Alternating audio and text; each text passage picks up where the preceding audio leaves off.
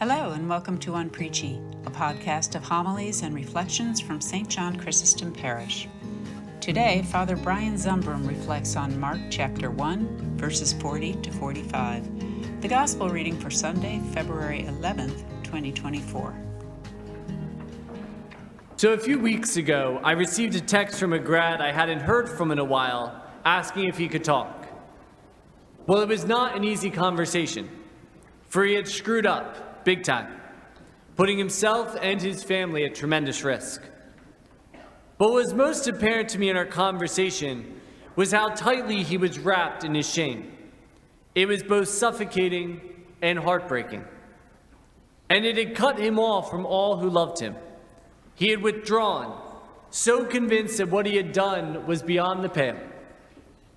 But then one night, when he felt at his lowest, he reached out and discovered that the love he had assumed was gone was still there.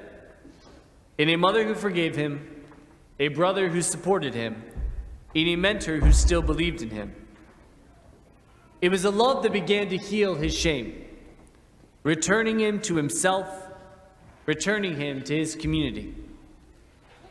And in that experience, I couldn't help but hear echoes of our readings from this weekend. For the leper of our gospel has certainly known shame.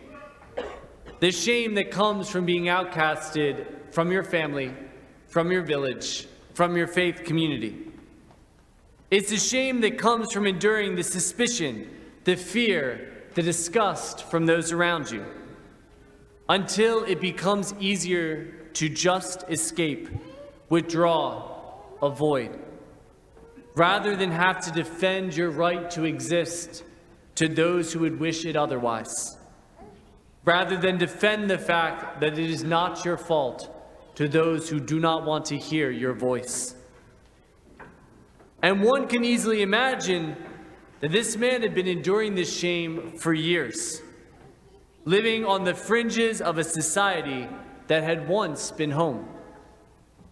But then one day, when he is at his lowest, he too reaches out, breaking the socially constructed barriers that demanded that he steer clear of the healthy, the unaffected.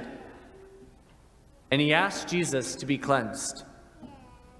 Cleansed of the leprosy, yes, but more importantly, to be cleansed of the shame.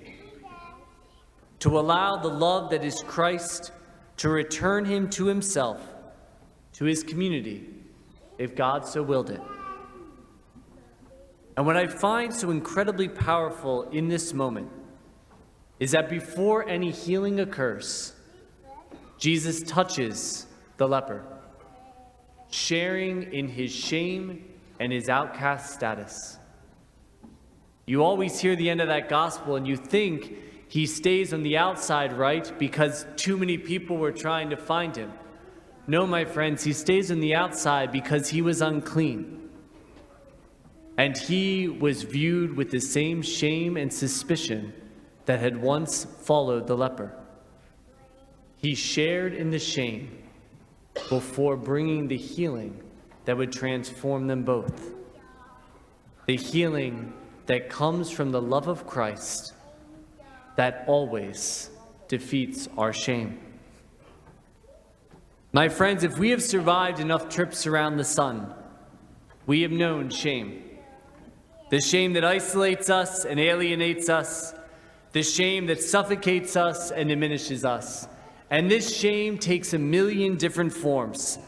For some, it is the shame that comes from deviating from the norm, whether in the hue of our skin, the person we choose to love, the gender we experience in our very core, or how we worship this God. It is the shame that can come with poverty, or lacking the proper documentation, or failing to earn that high school diploma. It's a shame that is fed by rumor and gossip. Who has slept with who has gotten the abortion, whose marriage is falling apart, whose kids don't visit them anymore.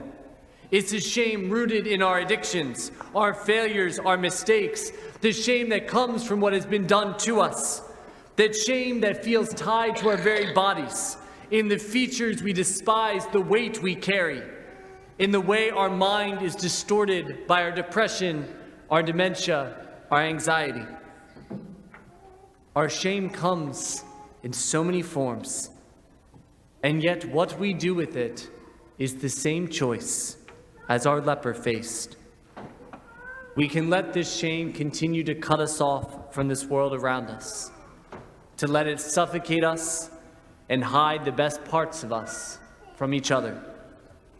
Or we can turn to the love of God that promises to cleanse us and ask to be made clean.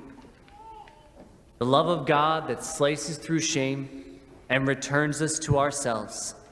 The love of God that heals and strengthens. The love of God that sees us as the beloved that we are, and only as the beloved that we are. It is the love of God that shines in each of us every time we see that cloak of shame wrapped around another, and we dare to grip it and rip it off, restoring them to the love that is theirs by birthright. It is the love of God once again extended to each and every one of us in this moment to cleanse us and make us whole. What does God will, my friends? Well, I know He does not will our shame and does not will our isolation. Our God wills one thing, and it is the healing of His people, the healing that comes through His love that is unconditional and never-ending. May we dare to allow ourselves this day to stand in that love. May we allow ourselves to be made clean once again. May God be praised. Unpreachy is a production of St. John Chrysostom Parish in Wallingford, Pennsylvania. Visit us at sjcparish.org. If you enjoyed this episode, please share it with a friend. This podcast was produced by Brendan Lorden with music by Skytoes on Upbeat. Thanks for listening. Be well.